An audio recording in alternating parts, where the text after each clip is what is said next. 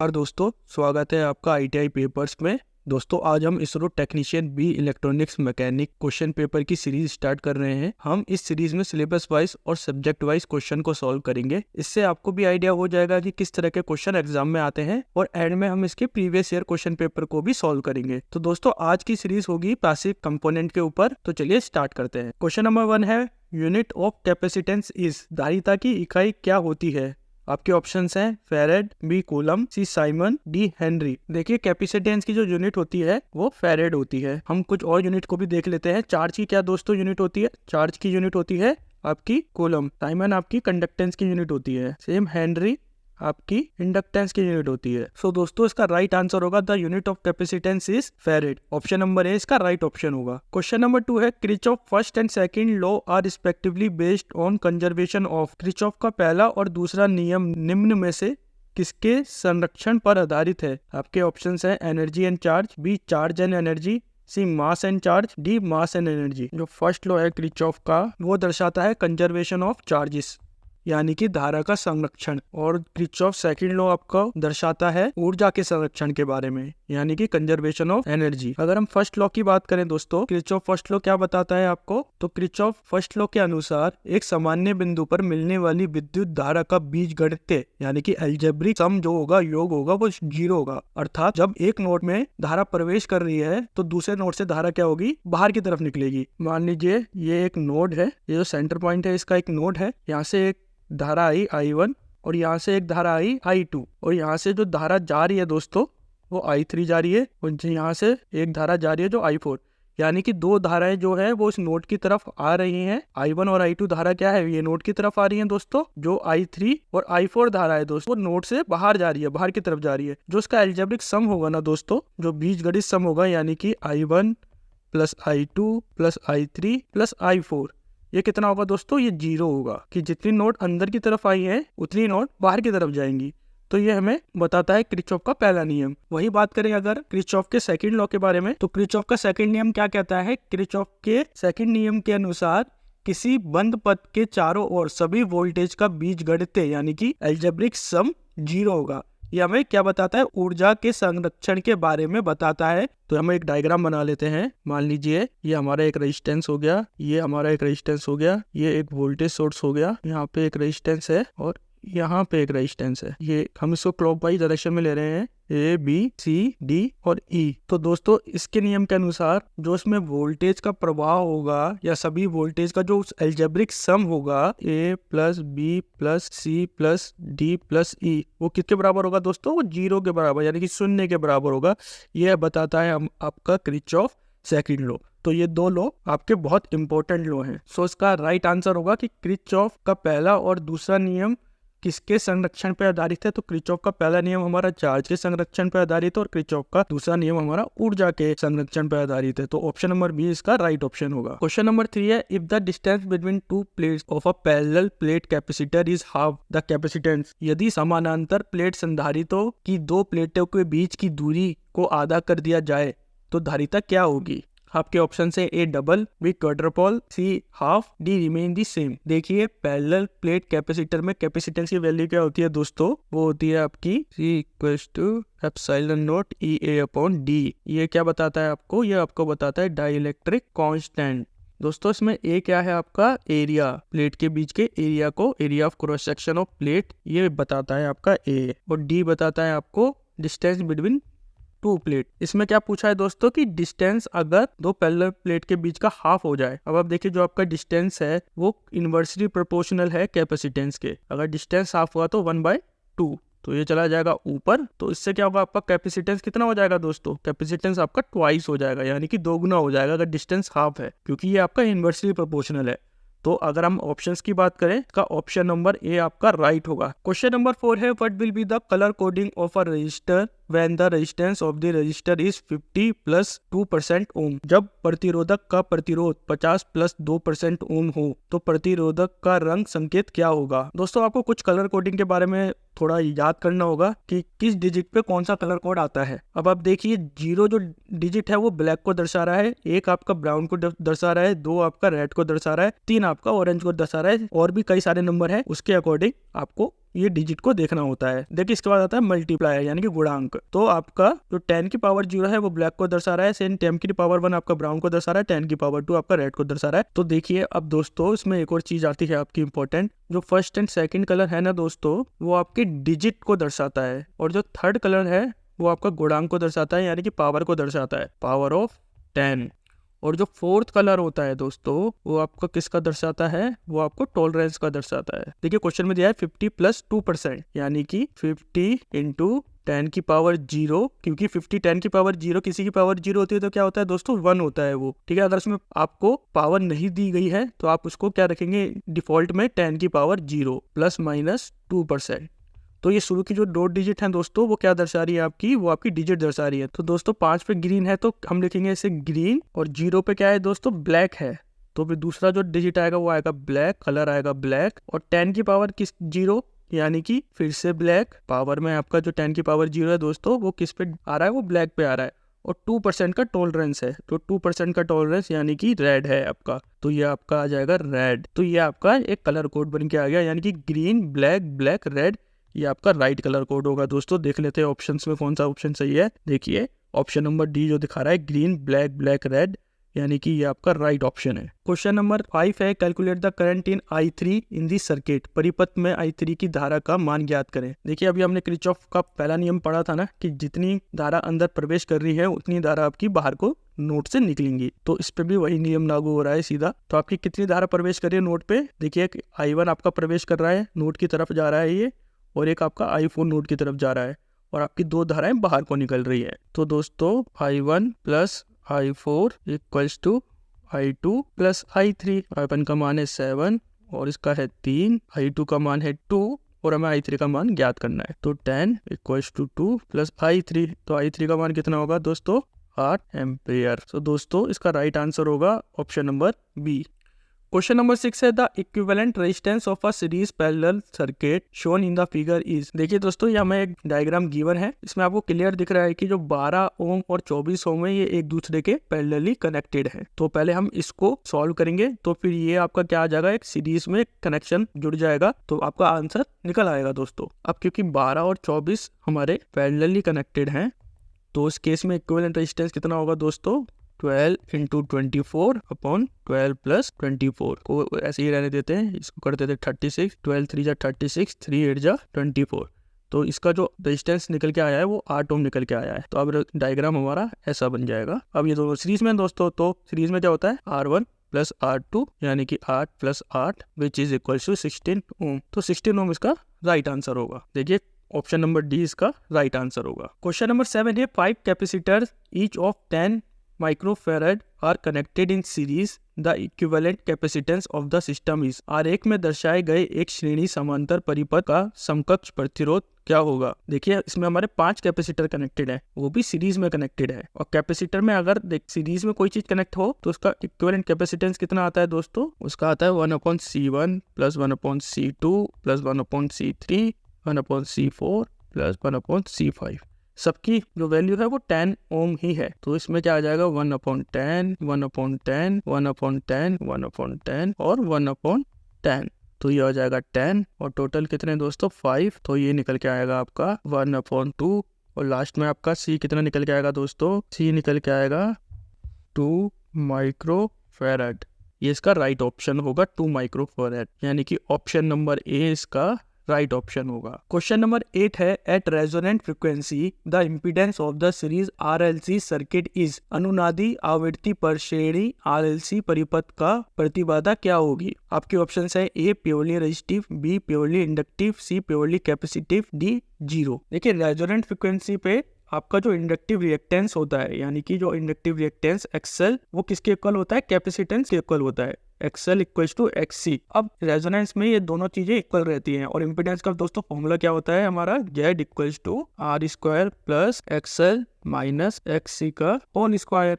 अब क्योंकि XL और XC आपके इक्वल हैं तो बचेगा क्या दोस्तों R², और यानी कि Z बचेगा फिर आपका, ये अंडर रूट में है तो बाहर निकलेगा तो R आ जाएगा। इम्पीडेंस है वो किसके इक्वल होगा दोस्तों, रेजिस्टेंस के इक्वल होगा, यही आपसे पूछा गया है। ऑप्शन नंबर ए इसका राइट ऑप्शन है। क्वेश्चन नंबर 9 है maximum power is transferred when, अधिकतम शक्ति का स्थानांतरण तब होता है जब आपके ऑप्शन है load impedance is greater than source impedance, option B है load impedance is less than source impedance, option C है load impedance is equal to source impedance and option D है लोड इम्पीडेंस इक्वल टू 0। देखिए दोस्तों, maximum power transfer theorem को हम थोड़ा सा जान लेते हैं, समझ लेते हैं। ये एक सर्किट है, ये दोस्तों हमारा लोड रेजिस्टेंस है और ये हमारा सोर्स रेजिस्टेंस है और ये हमारा सोर्स वोल्टेज है।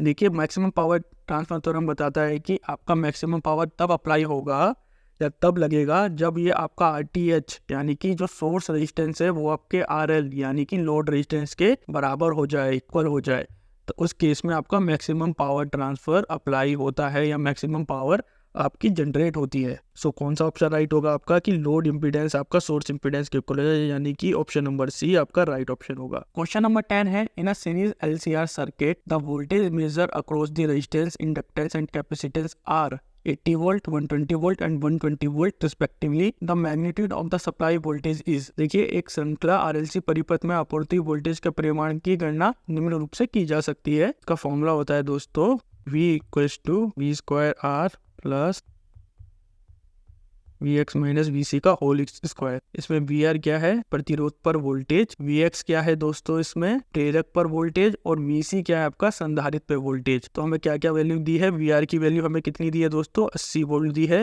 Vx की वैल्यू दोस्तों 120 दी है और Vc की वैल्यू कितनी दी है दोस्तों 120 दी है, यानी कि आपकी Vx और Vc की वैल्यू आपकी इक्वल है। तो अभी हमने कुछ क्वेश्चन पहले हमने क्या बोला था कि रेजोनेंस कंडीशन में क्या होगा आपका कि Vx यानी कि XL इक्वल्स टू XC, तो इस केस में क्या होता है रेजोनेंस होता है। तो सेम इस केस में भी क्या होगा, XL और XC तो इक्वल हो ही गए, तो V किसके इक्वल होगा, वो आपके R के इक्वल होगा। तो R कितना है 80 वोल्ट, इसका आंसर 80 वोल्ट आ जाएगा। ऑप्शन नंबर सी इसका राइट ऑप्शन होगा। क्वेश्चन नंबर 11 है, आइडेंटिफाई द सर्किट, परिपथ को ज्ञात कीजिए। आपके ऑप्शन है high pass filter, B band pass filter, C low pass filter, D band reject filter. देखिए दोस्तों, ये हमें सर्किट दिया है, इसमें से हमें बताना है कि ये किस तरह का फिल्टर है। थोड़ा कंसेप्चुअल बेस है, थोड़ा आप समझेंगे तो बहुत इजीली मुझे लगता है कि आपको समझ आ जाएगा। इंडक्टेंस की वैल्यू दोस्तों आपको गिवन है 1 मिली हेनरी और को जो रेजिस्टेंस की वैल्यू गिवन है वो 100 किलो ओम गिवन, ठीक है। तो हम इस पर अप्लाई करेंगे वोल्टेज डिवीजन रूल। जो आउटपुट वोल्टेज होगा वो होगा आपका इसके बराबर, जो फॉर्मूले में आपको गिवन। इसमें हमने क्या लगाया दोस्तों, वोल्टेज विभाजन का नियम लगाया है। XR की वैल्यू आपको ऑलरेडी गिवन है 100 किलो ओम, XL जो है वो है 1 मिली हेनरी, यानी कि XL को और क्या लिख सकते हैं हम J ओमेगा L और J ओमेगा इंटू 10⁻³ अब इसमें दोस्तों अगर फ्रिक्वेंसी की वैल्यू कम होगी तो XR की वैल्यू भी दोस्तों काफी कम होगी, यानी कि अगर फ्रिक्वेंसी की वैल्यू 1 है तो ये क्या हो जाएगा दोस्तों, ये हो जाएगा 10⁻3। 2 है तो 2 इंटू 10⁻3। तो उस केस में क्या होगा आपका ये XL क्या है, इसको हम नेगलेक्ट कर सकते हैं क्योंकि इसकी वैल्यू इतनी कम है कि इसको हम काउंटिंग में रख ही नहीं रहे। तो उस केस में क्या हो जाएगा दोस्तों, V equals to VI and XR upon XR। इससे ये कट जाएगा तो आउटपुट वोल्टेज किसके बराबर हो जाएगी दोस्तों, इनपुट वोल्टेज के बराबर में हो जाएगी। किस केस में, जब फ्रिक्वेंसी की वैल्यू लो है या कम है।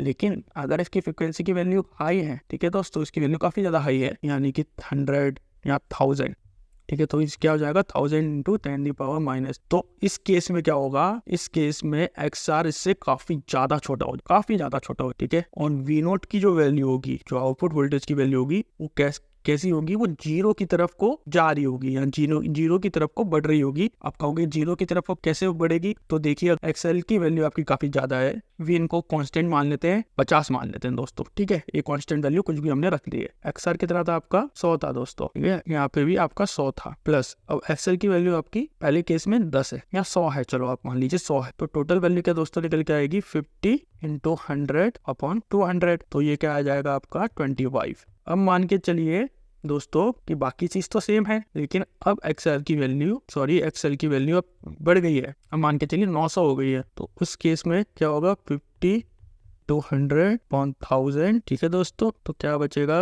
5, यानी कि ये 25 ज्यादा है 5 कम है, और ये किसकी तरफ जा रहा है, ये 0 की तरफ को बढ़ रहा है।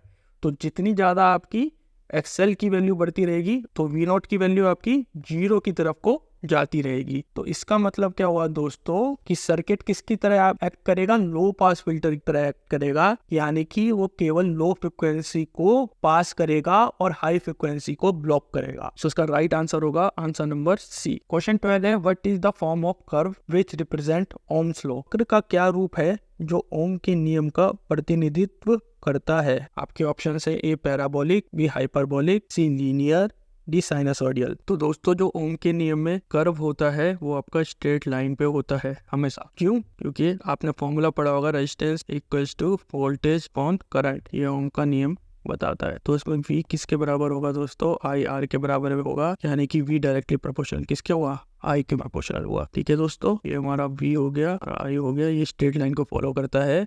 तो ओम का नियम हमें क्या बता रहा है कि किसी चालक पर वोल्टेज उसमें परिवाहित धारा के सीधे अनुपातिक होता है, बशर्ते सभी भौतिक स्थितियां और तापमान उसका स्थिर रहे सर्किट का।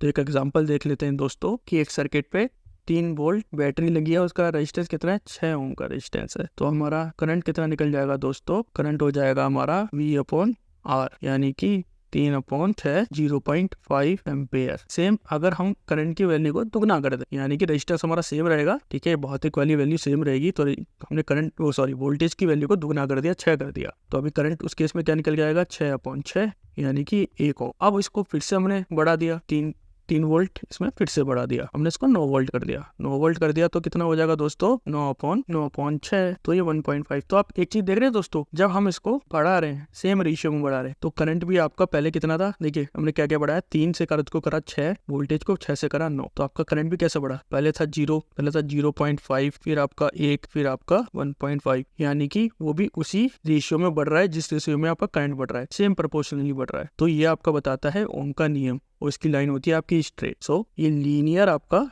डायरेक्शन बताता है, लीनियर कर्व बताता है। सो ऑप्शन नंबर सी आपका राइट ऑप्शन हो। क्वेश्चन नंबर 13 है, 100 turn coil has an inductance of 6 millihenry. If the number of turns is increase to 200, all other quantities remaining the same, the inductance will be. देखिए inductance का formula होता है L equals to mu N square upon A upon L। तो दोस्तों बाकी सारी quantity जैसे area हो गया, लेंथ हो गया, ये बाकी सारी क्वांटिटीज क्या है? समान है, इक्वल है। तो L किसके बराबर होगा दोस्तों? डायरेक्टली N स्क्वायर के।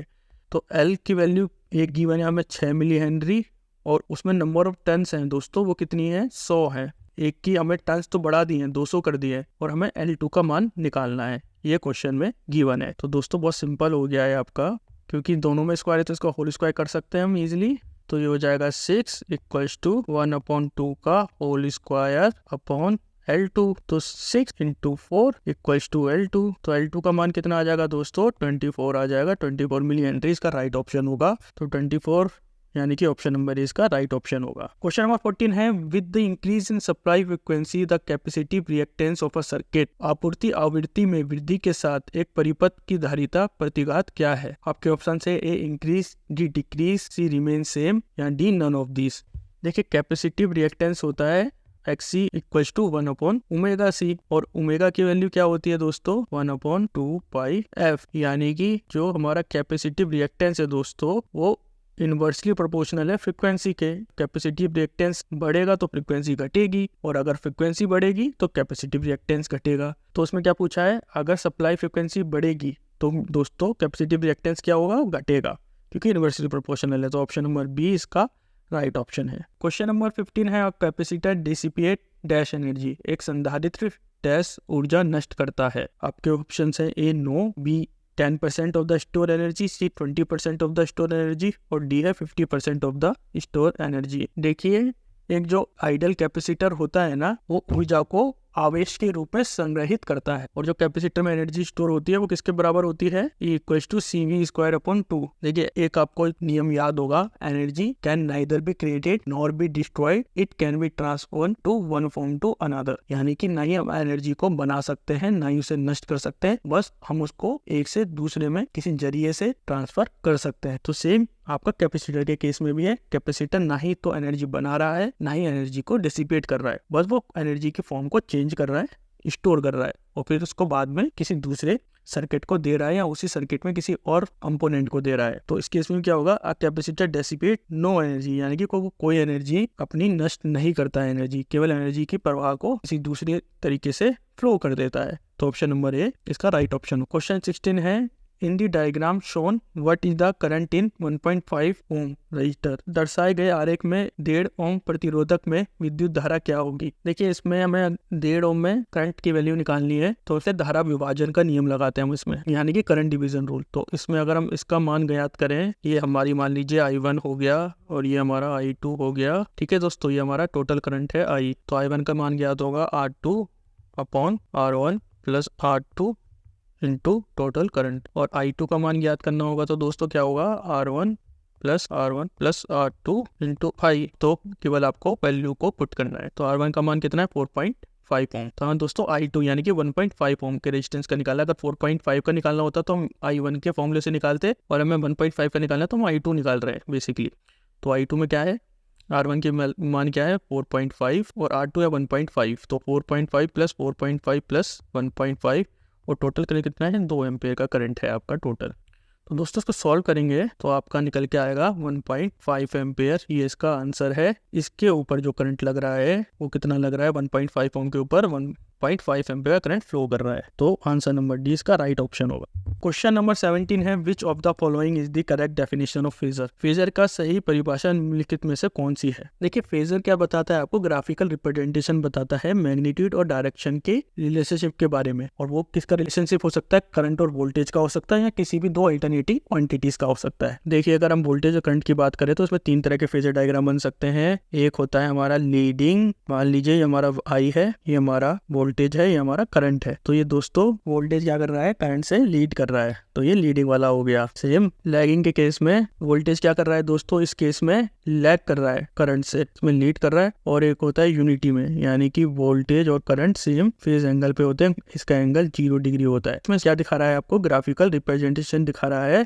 कौन, फेजर डायग्राम किसी भी दो क्वांटिटी का। यहाँ पे वोल्टेज और हमने करंट की क्वांटिटी ली थी। और एक बार देख लेते हैं, इसका option number B right option होगा। A line representing the magnitude and direction of an alternating current, यानी कि एक रेखा जो एक प्रतिवर्ती राशि के परिमाण और दिशा को दर्शाती है, वो होता है हमारा phasor. So option number B इसका राइट ऑप्शन होगा। क्वेश्चन नंबर 18 है an RL circuit has a resistance of 3 ohm and a reactance of 4 ohm. The impedance of the circuit is. एक RL परिपथ में 3 ओम का प्रतिरोध है और 4 ओम का एक प्रतिघात है, तो परिपथ की प्रतिबाधा क्या होगी। देखिए सीरीज RLC सर्किट का फॉर्मूला क्या है दोस्तों, R square plus XL minus XC का होल स्क्वायर। R की वैल्यू दोस्तों कितनी दी है हमें, 3 ओम दी है। XL की वैल्यू कितनी दी है बेटा, 4 ओम दी है। और सेम XC की वैल्यू आपको कितनी है, 0। तो इम्पीडेंस कितना हो जाएगा बेटा, R स्क्वायर प्लस XL का होल स्क्वायर, तो 3 स्क्वायर प्लस 4 का स्क्वायर। तो ये दोस्तों हो जाएगा 9 plus 16 which is equals to √25। और जेड क्या आ जाएगा बेटा, 25 का अंडर रूट क्या होता है 5 होता है। तो 5 इसका 5 ओम का राइट ऑप्शन होगा। ऑप्शन नंबर ए इसका राइट ऑप्शन होगा। क्वेश्चन नंबर 19 है for the circuit shown below the find the electrostatic energy in joule store between terminal ए और बी। टर्मिनल ए और बी के बीच में हमें संग्रहित स्थिर विद्युत ऊर्जा को बताना है। देखिए इस डायग्राम में देखेंगे आपके दो कैपेसिटर आपके पैरेलल में कनेक्टेड है ना दोस्तों। तो जो पैरेलल में कैपेसिटर कनेक्ट होते हैं तो कैसे जुड़ते हैं दोस्तों, C1 प्लस C2, यानी कि 6 प्लस 6 कितना हो जाएगा दोस्तों, आपका 12 हो जाएगा। अब दोस्तों 6 और 12 आपके सीरीज में कनेक्टेड है capacitor. 1/C equals to 1/12, 3/12 1/C, तो ये 1/4 और C की वैल्यू माना जाएगा 4। कैपेसिटर की वैल्यू क्या आ गई 4 माइक्रोफेरेड, ये हमारा कैपेसिटर निकल के आ गया दोस्तों। अब एनर्जी क्या होती है दोस्तों, हाफ CV स्क्वायर। वोल्टेज आपको 400 गिवन है, कैपेसिटर हमने निकाला है कितना 4, तो उसकी वैल्यू क्या आ जाएगी 4 × 10⁻⁻6 × 400 × 400 स्क्वायर है। तो अगर आप इसको सॉल्व करेंगे दोस्तों तो ये की वैल्यू कितनी आएगी 0.32। ये इसका राइट ऑप्शन है। ऑप्शन नंबर ए इसका राइट ऑप्शन है। क्वेश्चन नंबर 20 है a 20 microfarad capacitor is in series with a 150 ohm resistor. The combination is placed across a 40 volt DC source. The time constant of the circuit is. Time constant निकालना है दोस्तों इस question में। देखिए time constant का formula होता है tau equals to RC। R की वैल्यू गिवन है हमें 150 ओम और C कितना तो गिवन है 20। सिंपल इसका क्या हो जाएगा 150 × 20 × 10⁻³ which is equals to 3 second. That's the answer. 3 second इसका आंसर है। ऑप्शन नंबर डी इसका राइट ऑप्शन है। दोस्तों अगर आपको ये वीडियो पसंद आया है तो प्लीज़ इस वीडियो को लाइक कीजिए और हमारे चैनल को सब्सक्राइब कीजिए। Thanks for watching.